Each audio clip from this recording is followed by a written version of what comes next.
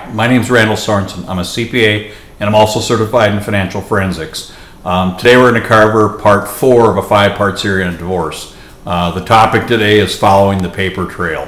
First off, where do I start? A lot of times it's a huge hill you're going to try to climb. What we recommend doing is you start out by doing a divorce asset search, maybe even before you've made the decision that you're going to actually file. Just because your husband has recently spent a lot of money doesn't mean he's loaded. So you want to get your ducks lined up in a row. Number one, will we find assets for you? We're not going to pull any rabbits out of a hat, but we are going to give you peace of mind knowing that you've taken the additional steps to identify assets that you may very well be entitled to.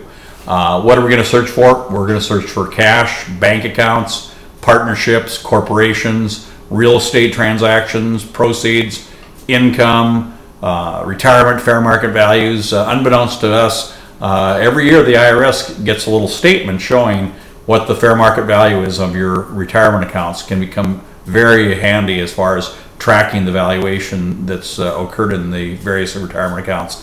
Insurance distributions is another one we're going to be able to identify. Stocks and bonds, we're going to be able to accumulate the transactions from the brokerage houses, the Smith Barneys, the Merrill Lynch's, etc.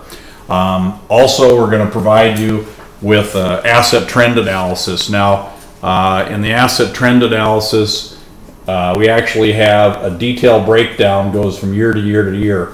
You can compare 2008 to 2009 to 2010 to 2011. This can be very handy as far as determining whether or not the spouse has played any funny games, transferring assets inappropriately, what have you.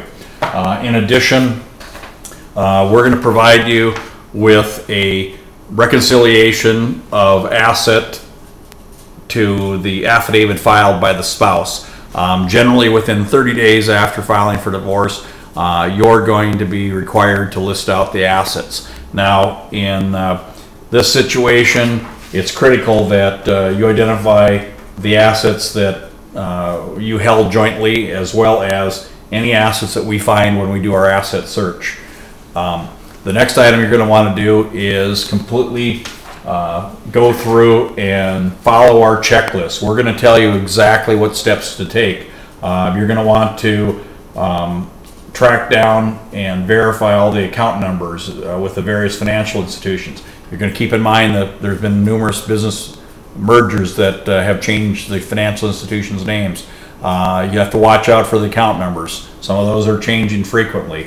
In addition, you're going to want to look on the reports to see distributions from corporations such as sub-S corps, and not necessarily going to be paid wages. You may get paid in the form of dividends. The last items that we're going to want to check is we will be checking for gambling activity. There's a number of cases where the individual, we found out that he had a significant gambling problem. Therefore, we're going to provide this summary to you. You can go out to our website, and if you click on and add our promotional of Divorce 2012, you'll be provided with a $70 discount. Thank you.